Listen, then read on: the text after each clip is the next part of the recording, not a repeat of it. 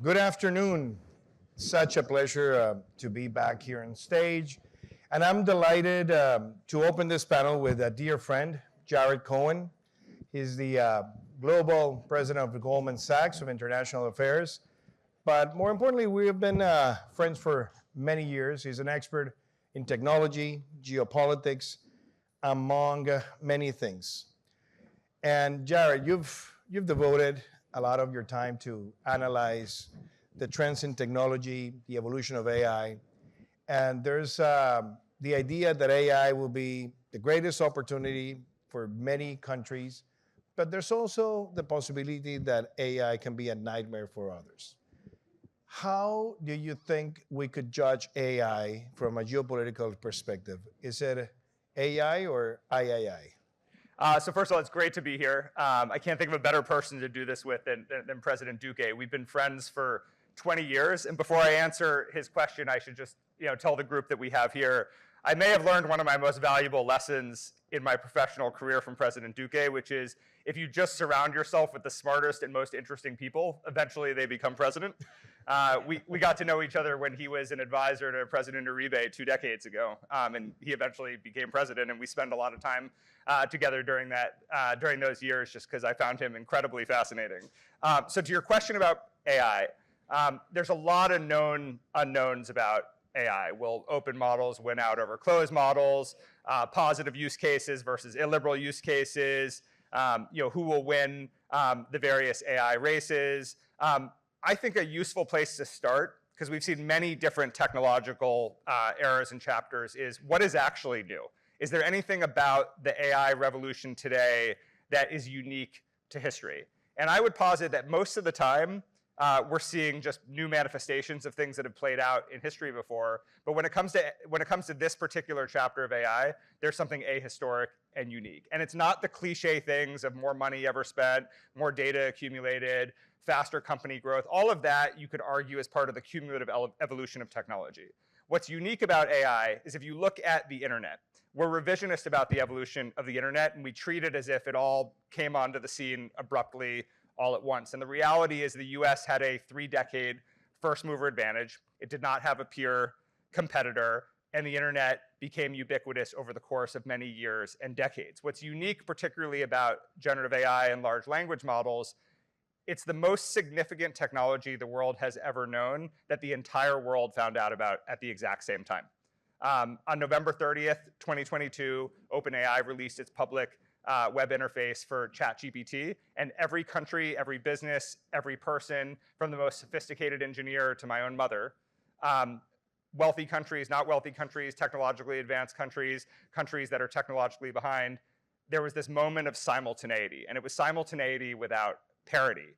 And so to get to your question about geopolitical implications, what's fascinating about this that's also quite new, usually when a new technology breaks out onto the scene, there's lots of skeptics. What's interesting about this is businesses and investors and people are pummeling money into AI infrastructure and AI development without really knowing what the use case is that will justify the spend. We're all assuming that that's going to happen. It likely will happen, but it's this sea of endorsement of a technology that everyone has decided provides a once-in-a-generation opportunity for geopolitical mobility, corporate mobility, and I think it's the fact that the technology is being innovated and created faster than the use cases are understood, which makes it so complicated when you talk about the double-edged sword problem, which is technology has both good use cases and also illiberal use cases. If I were to connect that also with the other great geopolitical question that is around, which is China versus the United States, and that includes also who's going to win the AI race, as many people have tried to put it. How do you think that that relationship is going to evolve? Yeah. And how do you think we can win the moment instead of trying to sell the prophecy of conflict in the future? So this question of who's going to win the AI race, the US or China, I would say it's one of the 3 most common questions that I get asked by Goldman's clients around the world. And it's an interesting question because to me, it represents the convergence of 2 things that are unique in history. One, which I already mentioned around the simultaneity of generative AI. US had a 3-decade first mover advantage and didn't have China as a peer competitor. now the US and China are competing in the development of large language models as technology peers.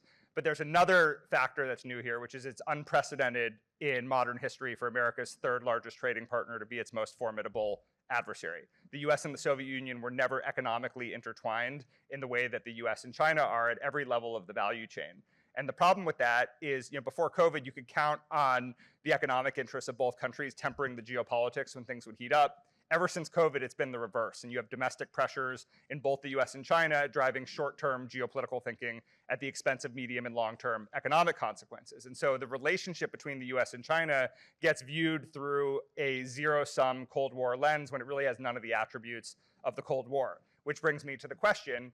We sort of view this competition between the US and China on AI much the way we would view competition in the context of the Cold War. I don't think either the US or China is going to win the AI race. I think the answer is both the US and China, by competing with each other, are going to create a situation where they both win disproportionately. And the reason for that is, everyone focuses on the top of the technology stack, but if you look at the entire value chain, from the mid-tech manufacturing that goes into the data center to the high-end chips, it's all deeply intertwined. And it's the same value chain. It can't be easily reoriented. And so it begs an interesting question. If the US and China emerge from this disproportionately powerful in the AI context, with the US marching towards AGI with the development of frontier models and China focus more on consumer applications, what does that mean for the rest of the world? And how do the US and China try to create these AI spheres of influence in the rest of the world? And President Duque, you've seen this in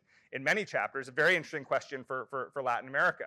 How will Latin America, which has had to do this delicate dance between the US and China on many different issues in many different supply chains, how are they going to think about whether or not they lean towards China, whether they lean towards the US? Because right now the context is not one that is allowing countries to play both sides. Jared, you are also an author, and you've written books that have sold millions of copies. Two amazing books recently, Accidental Presidents and Life After Power. What lessons from history and the exercise of presidential power in circumstances that can be applicable to the times we face today would you invite heads of state to consider to seek the moment and to navigate the storms that we have right now of conflict, technology, but at the same time, uncertainty? Well, you're correct that I like writing about history, and it is true. I traffic in writing about dead people, in part because you can take a really long time to write the book, and by the time you're done, they're still going to be dead. But part of it is, and it gets to the questions that I asked at the beginning about what's new, right? If you look at today's environment, it is very noisy geopolitically, probably the most uncertain geopolitical moment we've had in more than 2 decades. It's very noisy technologically, and the global markets are very noisy. And so cutting through all of that, people try to sort of forecast what's going to happen on Tuesday, what's going to happen on Thursday. I try to forecast what's going to happen by going backwards. Because people throw around, this is unprecedented, this is unique, this has never happened before. People talk about that in the context of our own political system in the US. The reality is most things that look unique have a precedent in history, and they may manifest themselves in a way that's unique. But that's important because if you look backwards and you can find a precedent, if you look backwards and you can find a case study, you can then use history to navigate the way forward. And the most effective presidents are the ones that look backwards in order to understand how we got to where we are today, and have that inform where we're going. The problem when you have 2 mega trends, geopolitically with the US and China, and technologically with generative AI, that are properly new and unique and distinct in history, is it creates so much uncertainty. You can't rely on history to guide you, and it means that there is just a proliferation of miscalculation. So the US and China, as the 2 biggest economies in the world, the 2 biggest militaries in the world, and the 2 biggest AI superpowers in the world, have gone completely off script in how they're navigating the international system. And the problem is so many other countries formulate their foreign policies and economic policies in ways that calibrate with what the US and China does. And so it sets off this cascading effect where everybody is gone off script and leads to this miscalculation. And so for presidents, the first stop is always looking at history. And the second stop is, if history is not a guide, you need a new framework, you need a new doctrine, you need a new thesis about how to navigate the world. You've also written about the future of technology. And I recall that you wrote this incredible book with Eric Schmidt about technologies that are going to be disruptive, that happened some time ago. If you were to pick those technologies that you think are going to shape the way we behave and how societies work in the next 3 to 4 years, which ones would you pick? So I would start with, I'll do something that is going to sound very arrogant, which is quote my own book, but I'm going to do it in service of disparaging my contributions to the intellectual discourse, because I think my answer to that is captured by a glaring omission when Eric Schmidt and I wrote our book. It came out in 2012. It's called The New Digital Age, and we were looking at this question of what happens when another 5 billion people connect to the internet and the internet becomes properly ubiquitous. And our thesis was, if we look at all of the problems of the physical world, they're all going to spill over online.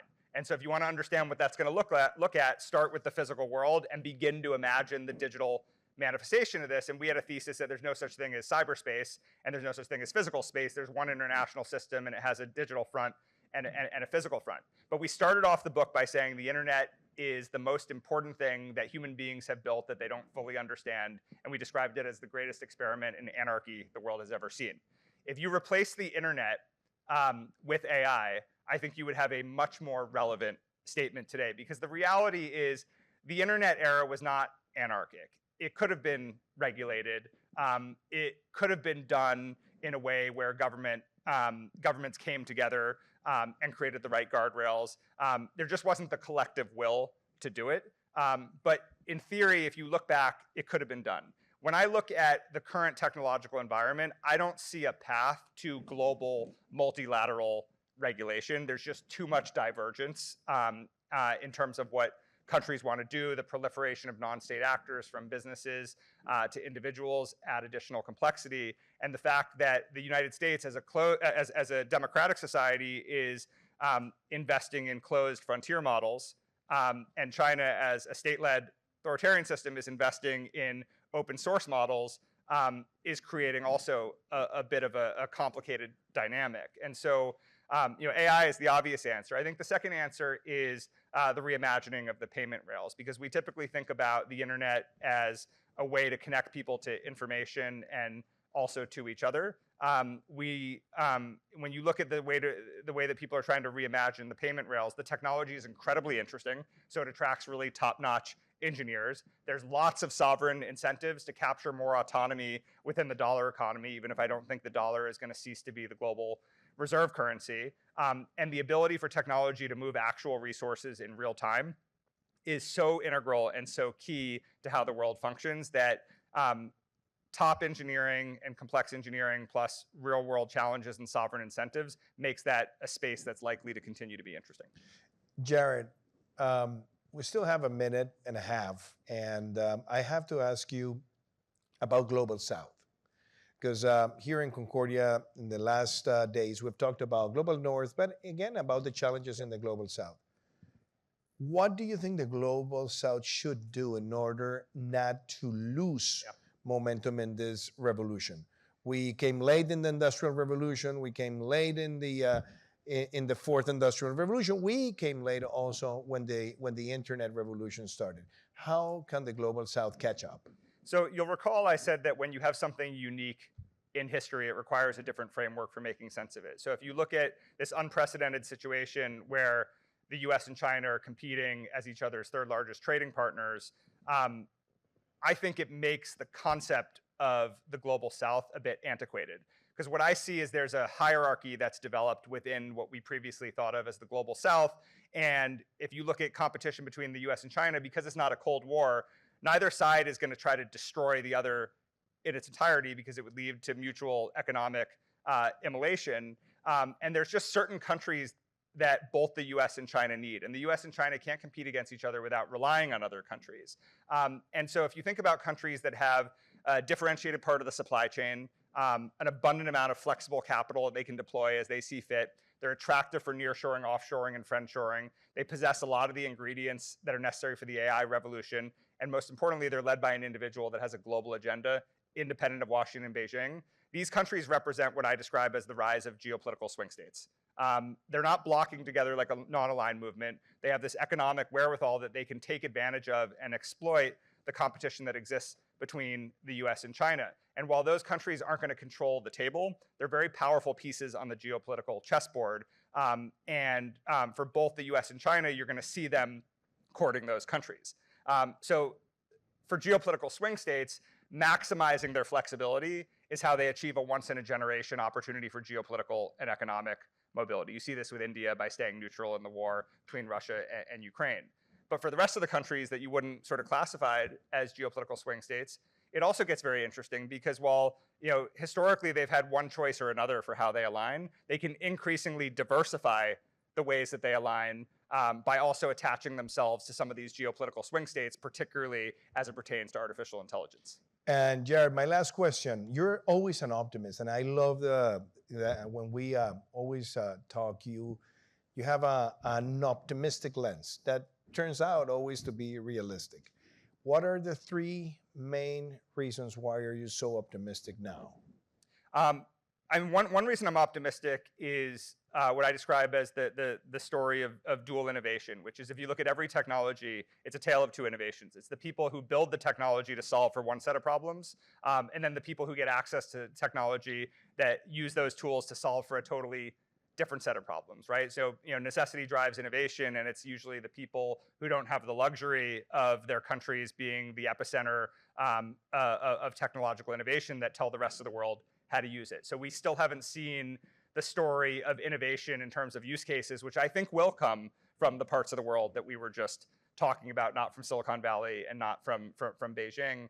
I'm also optimistic because when I look at AI, yes, good and bad use cases, anyone that's played around with these tools, it just irrefutably brings knowledge to the fingertips of any individual. Mobile phones are ubiquitous. As we move towards models being able to run on the edge and run on devices, bandwidth constraints won't become as much of an issue. It's not going to solve poverty. It's not going to solve education gaps, but it does contribute to leveling of the playing field. And then I think there's something incredibly optimistic about the entire world, from democratic to authoritarian countries, rich to poor countries, geographically diverse countries, all leaning into a single technological moment that they don't fully understand as the most significant thing that's happened since the internet. Jared Cohen, thank you for being in Concordia. That was amazing, man. Congratulations. Thank you.